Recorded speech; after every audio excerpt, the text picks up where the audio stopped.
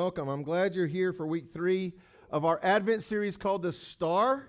And I'm well aware that some of you might not have grown up in church, might not have grown up in denominations or in churches that celebrated Advent, and maybe it's a new concept to you. So what we understand is that Advent is basically the 4 Sundays prior to Christmas that the Christian church typically celebrates in 2 ways. We celebrate as we look back toward the coming of Christ over 2,000 years ago. We celebrate Him coming as a child, as a baby in a manger. We celebrate Him coming, and Advent is a time for us to look forward to His coming again.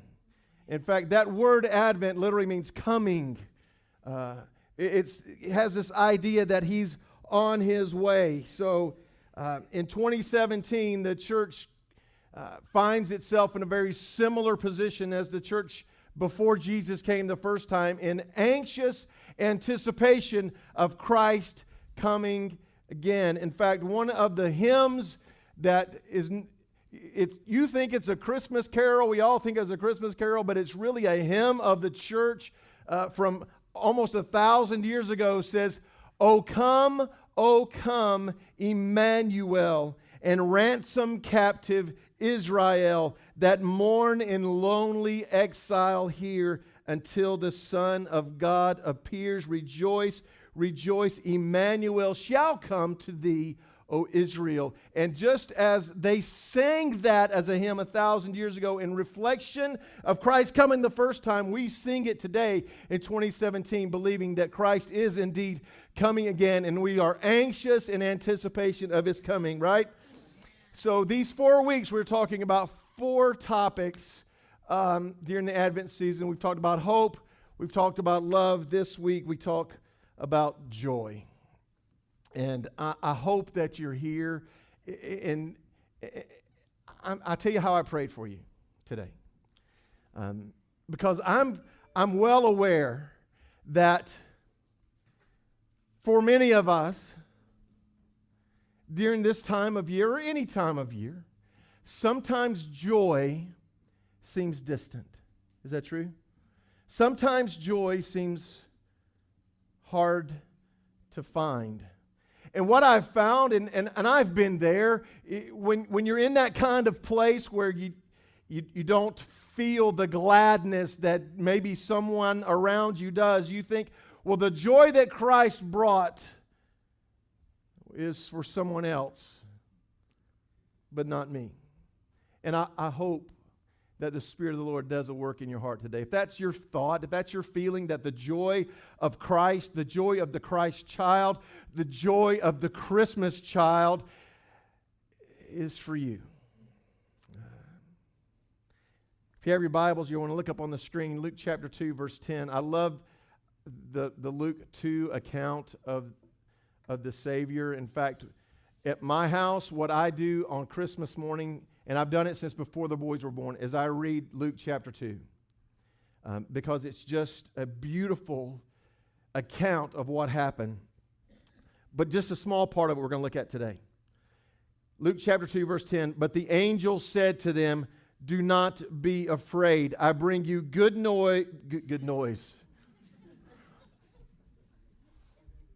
Good news that will cause great joy for all the people. Let's try that again, shall we? But the angel said to them, do not be afraid. I bring you good news that will cause great joy for all the people. Look at somebody and say joy. Isn't that an abstract word? Can't it mean so many things to so many different people? The word joy is a lot like the word love. You know, it's really hard to define. It's really hard to, we use that word so flippantly. See, joy can come from a lot of different places. You may find joy in your favorite sports team. I don't know if y'all noticed, but Bulldogs won the SEC championship.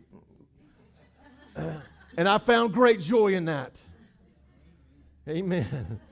I hope that's not the only amen. I hope that's not the loudest y'all get all day. You find joy in that sort of stuff. And that's okay, right? That's okay. You find joy in your kids' stuff.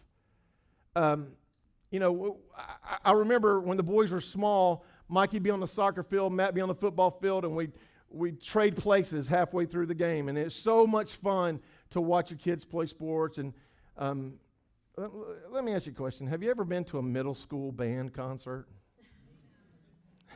Did you hear the groan across the room? You know what? You can tell right away if you're in one of those. I was a youth pastor for a long time, so I had to go to one all the time. And you can tell right away who the parents are, because the parents will be sitting there like this. Everybody else that just has to be there is going to be going, oh. Because there has never been a good middle school band concert. They're painful, but it brings joy to our parents. Maybe you found joy in a new vehicle. Anybody ever got a brand new car? Hey, isn't that exciting? Until that first payment's due. Then you're like, oh my gosh, what have I done? How about a pay raise? You get excited about it. Does that bring joy when you get a pay raise? For a little while, right? And then it's not enough, right? Am I right? How about your wedding day? I was hoping to get a little bit better, response than that. I wasn't expected to talk about our wedding day and hushed silence cover the room. It was it's a good day, for most of us. Some of us maybe not. I don't know. I'm telling you, husbands, you better smile or something, or you're going to get in trouble later. See, all that stuff brings us joy, and that's okay. But that's not really the kind of joy that I want to talk to you about today.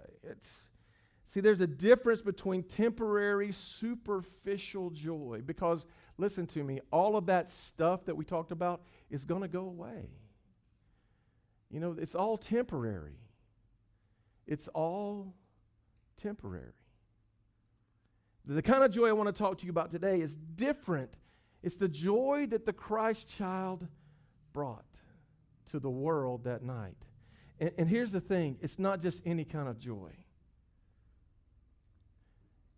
It's a feeling, but it's not just a feeling.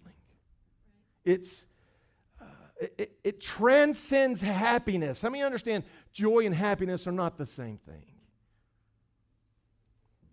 I've seen godly people literally on their deathbed with joy in their heart, with joy in their words. I remember talking to a pastor that had visited my mother-in-law literally days before she had passed, and he walked out shaking his head, and I'm like, tell me what that's about. He says, I was coming to encourage her, and she ministered to me. It's because she had the joy of the Lord that cancer couldn't take away. Hey, I'm gonna throw you a curveball. I believe that if you have the joy of the Lord in your heart, you can have joy and be depressed at the same time. Think about it, because it's not just a feeling. It's an assurance that Christ has indeed done a work in your life. And so I'm going to give you a definition, and this is it's not a poetic definition, but I believe this sums up the kind of joy that we're going to talk about today. It's a good feeling in your soul given by the Spirit of God in recognition of the good news of Christ. 4 elements. We'll go over them real quick. It's a good feeling. It is a feeling. Now, we walk by faith, not by sight. We understand that there must be more to our relationship with Christ. There must be more to our experience with Christ than what we feel. But joy is a feeling. How many know that God does work in our emotions? It's a feeling in your soul.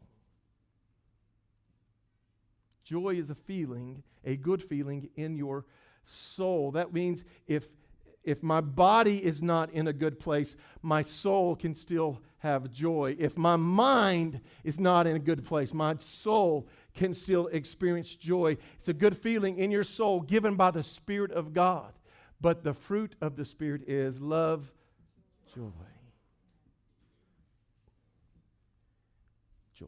Given by the Spirit of God. And I wish I could quote this for you. I probably should have put it down in my notes. But St. Augustine made this statement. He said, God, those things that you're commanding me to do, please bring them forth in my own life. See, you're commanded to be joyful at all times, aren't you? You can't do that on your own. You can't live in this life and be joyful unless the Spirit of God does a work in your soul. Given by the Spirit of God in recognition of the good news of Christ. Let me tell you why I put that last part in there. Because if it's not about what Christ has done, the good news that Jesus came, then all the joy that we experience in this life is simply temporary and superficial. The only thing that lasts forever is the good news of Christ. Yes. So, the angel said to them, do not be afraid. I bring you good news that will cause great joy for all the people. So I'm gonna sum that up in just one little phrase. I'm going to say it about 30 times today. Don't worry. There's good news. Jesus is here. Don't worry. There's good news. Jesus is here. How many understand that works in every circumstance? In a financial struggle, don't worry. How many ever worried enough to pay a bill? You worried so much that money magically showed up in your checking account to pay a bill. Never happened. Don't worry. There's good news. Jesus is here. So what I want to do very quickly is to just show you some joy thieves. How many of you know that there's some things in our world, in our life, that will do all we can to steal our joy? And so in order to do that, I'm going to give you a present. How many? All right, now don't polish your halos. How many like getting some presents? Come on. 2 of you, please. You know you do. Yes, you do. And so here's what I'm going to give you. I've got this present. Now there's only one, but it's representative. Everybody in this building that wants this present can have one when you leave. If I run out, I'll make sure I go get you more. This is for you if you want it. Are you ready? I'm going to open it and I'm going to show it to you, and you ought to be stunned and amazed at the gift that you're going to receive today. Are you ready? Are you sure? Here we go. You know the anticipation when... Let me ask you a question. When you open presents on Christmas morning, who in your family is the one that's going to peel back every piece of tape and try to unwrap neatly? Don't do that at my house. I will snatch it away and rip it off for you. We get into it. So are you ready for your present? Are you ready for your gift? Are you ready? Yeah.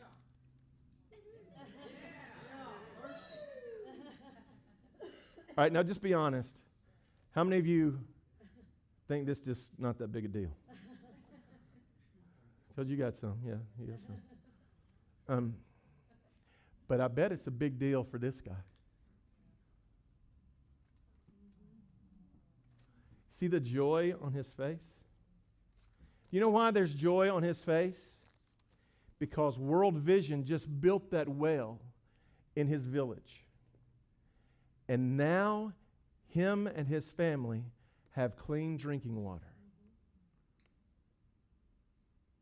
I'm going to tell you, one of the things that's stolen our joy is our wealth.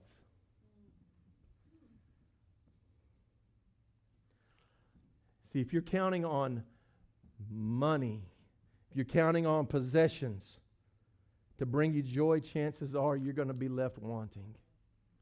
And we have so much. We have so much.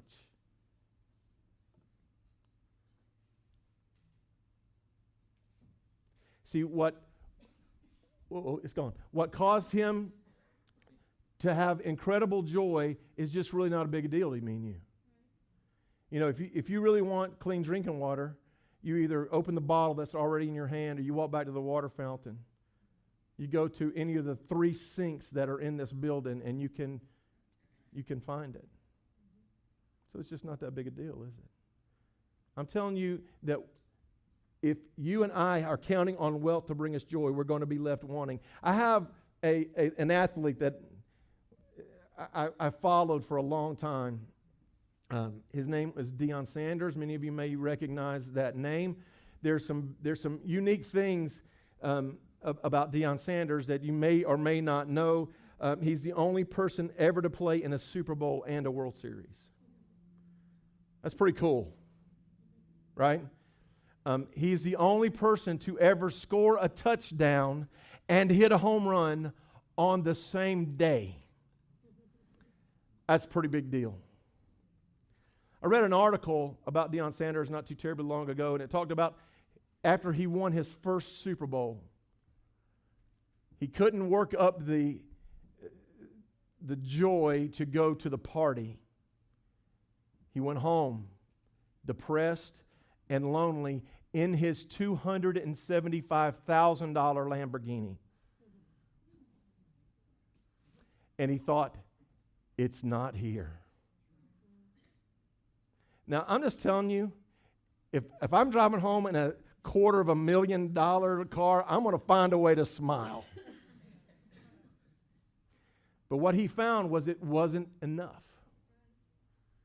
That it really doesn't matter how much wealth, how much possessions, how much power, we'll never find joy in the stuff. Now, there's nothing wrong with the stuff, but if that's our source,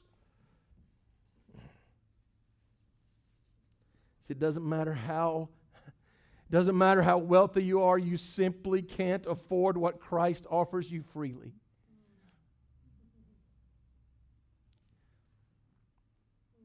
Don't worry. There's good news. Jesus is here. Here's another thief. Our fear, our worry. The angel said to them, do not be afraid. I bring you good news. Don't be afraid. The shepherds taught us that the antidote for fear is the joy of the Lord. Now, in 21st century Western civilization, I think a shepherd looks like this.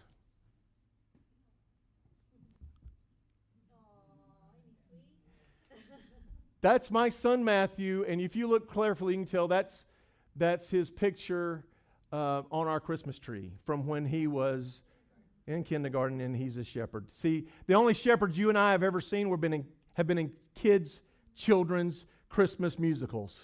That's the only shepherds we've seen. But can I tell you, those shepherds that were watching their flocks by night over 2,000 years ago weren't children. They were grown men. And they were not afraid of very much. See, their livelihood depended on them protecting their flock from predators and wild animals.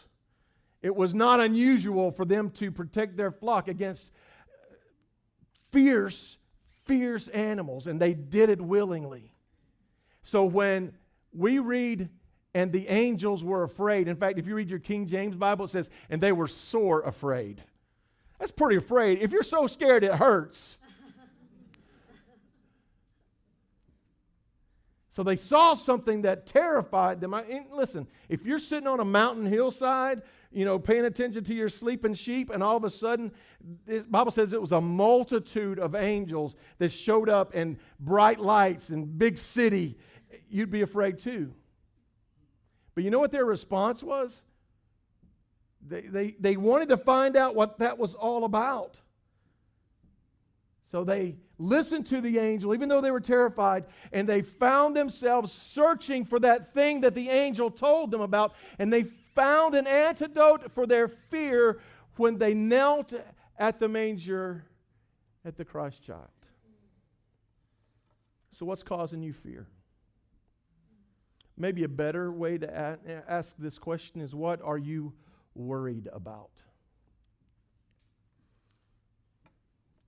Don't fear. Don't worry. There's good news. Jesus is here. Sometimes the trouble of life overshadows the presence of joy in our life.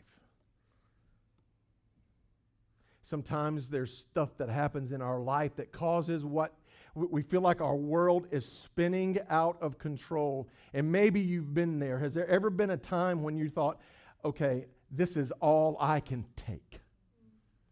I am spinning all the plates I can spin.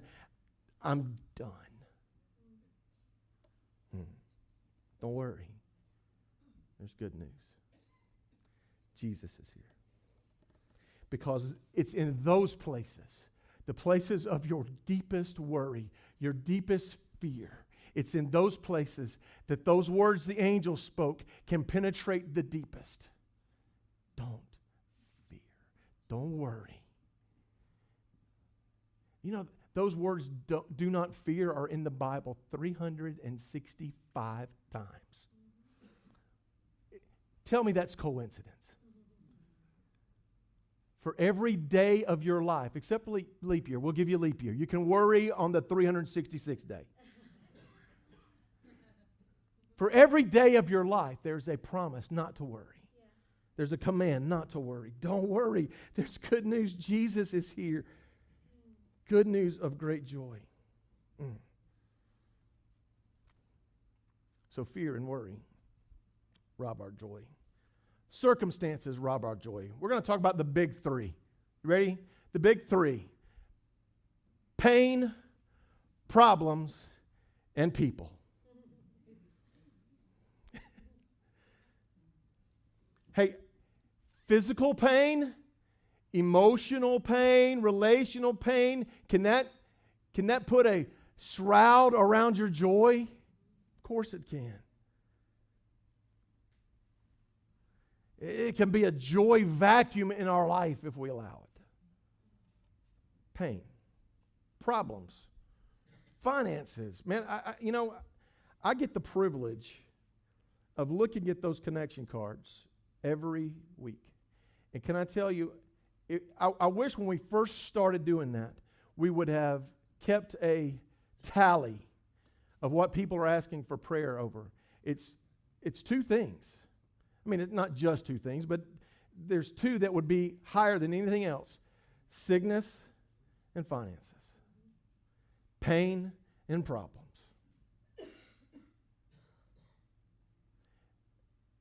And I'd like to tell you that you follow Jesus and you'll never have to worry about physical pain. Some of you are in this building right now in physical pain that would throw something at me if I said that. I'm telling you, you can have joy in spite of pain, in spite of problems. So pain, problems, and people. Can we talk for just a minute? You ever feel like there's certain people in your life that are just put there to grate on your ever-loving last nerve?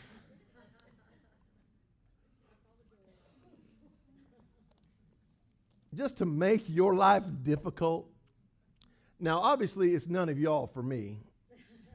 Y'all wouldn't. I love y'all, and I'm glad y'all are here. But I can't tell you that there's never been a time in my life when I thought, if I see them walking down the hall, I'm running. There's this guy at our church in Statesboro, and I loved him. He was a wonderful man. He just got on my nerves. I'm sorry. And he would walk down, and he was one of those folks that were so spiritual, he couldn't have a regular conversation with you. You know what I'm talking about?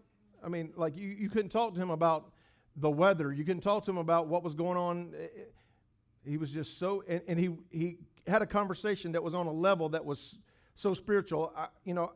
I consider myself a relatively spiritual man. I had no idea what the man was saying to me half the time. And so I avoided him like the plague. So here's the deal. Donna said it well. If we allow them to, those people can suck the joy out of your life. And listen, if a person can rob you and suck the joy of the Lord out of your soul, it's not a problem between you and them. That's a problem between you and the Lord. Can pain and problems and people.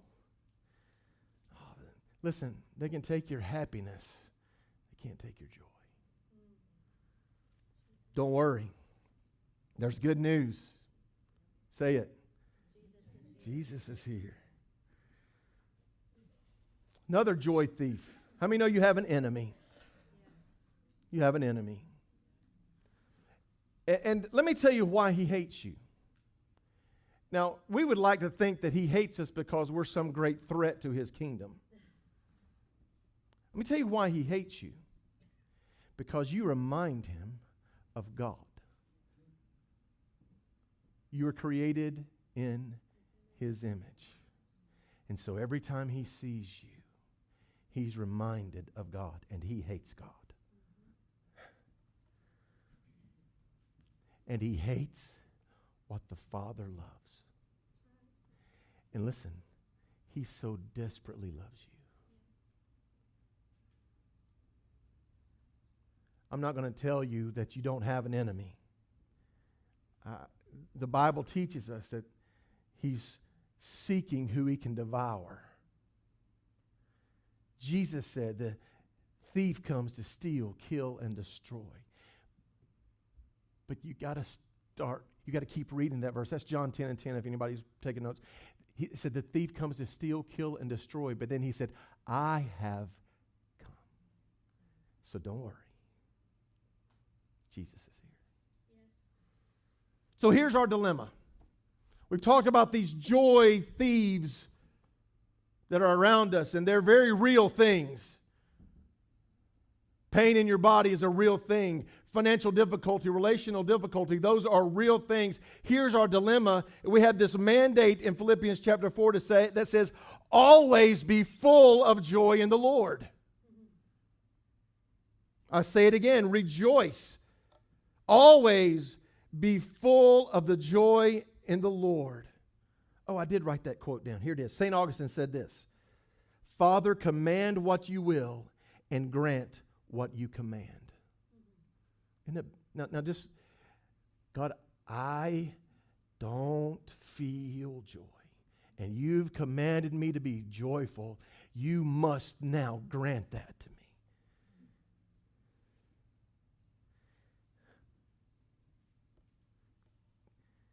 Command what you will and grant what you command. Always be full of joy in the Lord. Our command is to always be joyful, even in the midst of the pain, the problems, the people that would steal our joy. The command of Scripture is to always be joyful. Does that seem like a dichotomy? Does that seem like some paradox that God's commanded us to do something that is impossible for us to do? To always be joyful, to always experience the joy of the Lord. Can we? And I'm going to tell you that Christ would never call you to do something and not equip you with the things you need to accomplish it. So I'm going to talk to you about how to have a joy-filled Christmas. In fact, I probably shouldn't call it that. Here's how to have a joy-filled life. Yeah. Anybody feel like, I told my wife the other day, because I kid with you guys about how I feel about what she does at Christmas time. I mean, we have Christmas glasses. I got in trouble because I used a regular coffee cup last week. True story? True or not? A suggestion, right. I'm just telling you. But here's what I'm going to tell you that's, stop. I quietly adore it because she makes our home this sanctuary during this time of year. It's just cool to be around the stuff that she creates, and I love it.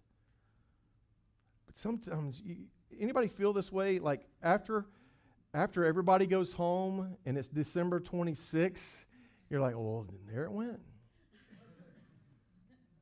Another one's come and gone. See, I'm going to tell you that the joy that Christ has called us to experience doesn't end December 26th. It better not end January 1st. Some of y'all know what I'm talking about. How to have a joy-filled Christmas. But let's call it this. Let's say how to have a joy-filled life. Number one, recognize the source of your joy.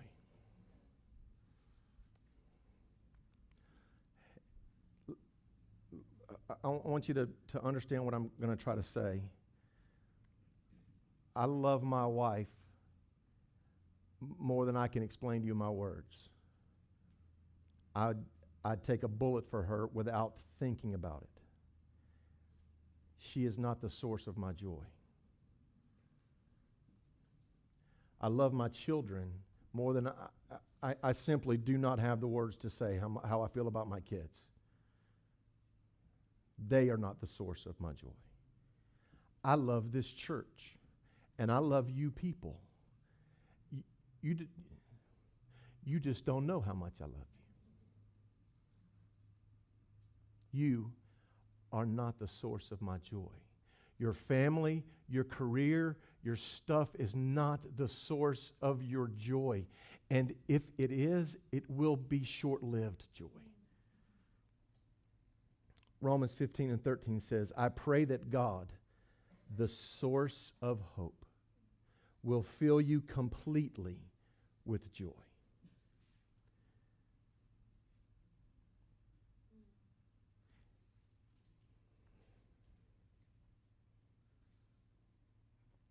If there's a joy vacuum in your life, and I've been there, I've told you some of my story. I'm not going to bore you with it. I've gone through some pretty dark moments when I felt like there was no joy. And here's what I've learned. In those moments, I can't find joy in my wife. I can't find joy in my kids. The only way is to get right by myself with my Father, who is the source of hope, and let Him fill me with joy. Recognize the source. Second thing, hey, this is real profound and highly. Pray. Pray.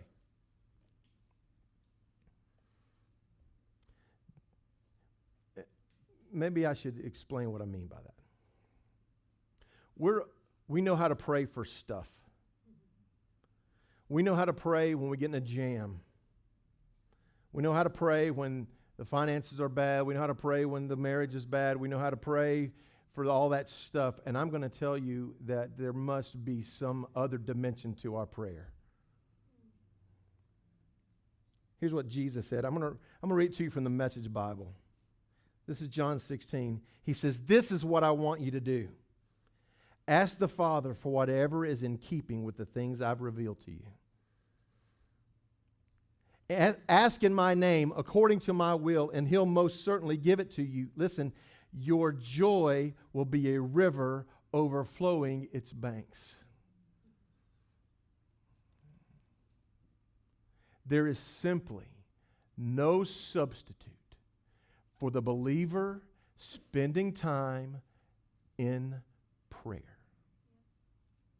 I'd like to tell you that I can give you these simple steps to not feeling pressure, not to worry, not to fear.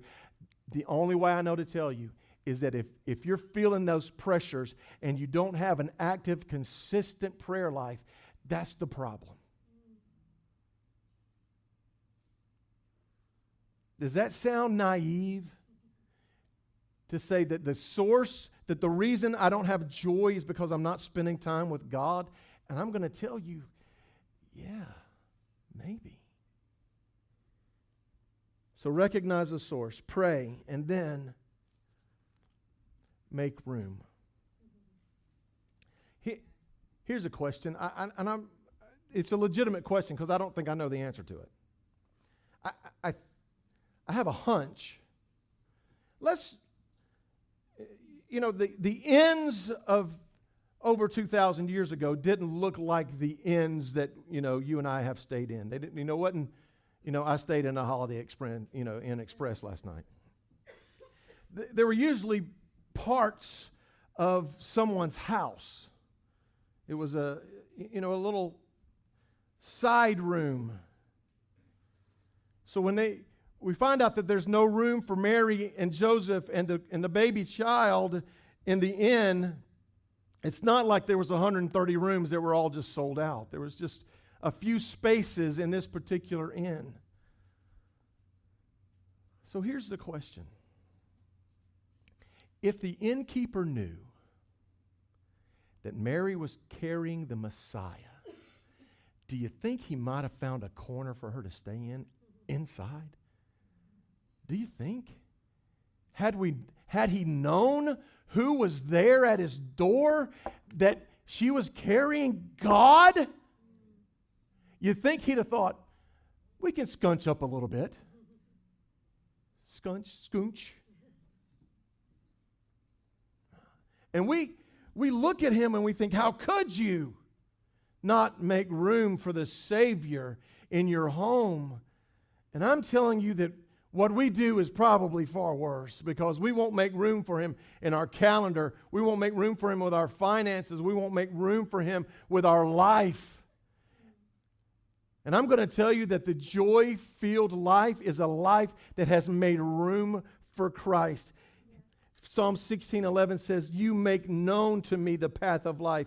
You fill me with joy in your presence, with eternal pleasures at your right hand. King James says, in his presence is fullness of joy.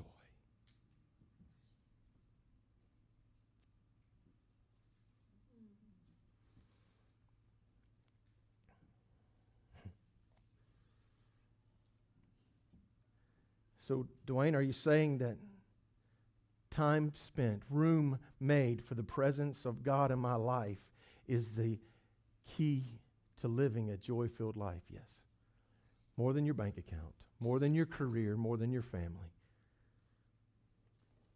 You know why the shepherds are in the story? Because they obeyed. And because they wanted to find Jesus. If depending on what version you read, I think King James reads it like this: and straightway, after the angels left, they the closest distance between 2 points is a straight line. They made a straight line to find the Christ child.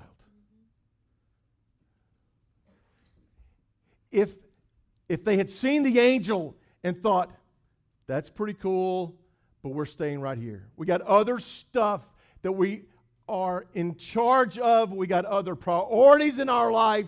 We've got a busy schedule. We're at work. We got stuff we're supposed to do. If they had not made room for Jesus, there wouldn't be shepherds in the story. And I'm going to tell you that you have a busy schedule. I know. And you have financial strains, I know, and you've got stuff pulling you in many different directions. And I'm going to tell you that if you really want to have a joy-filled Christmas, you really want to have a joy-filled life, then make room for the presence of God. Make room to spend time and to seek first His kingdom, and all these things will be added unto you.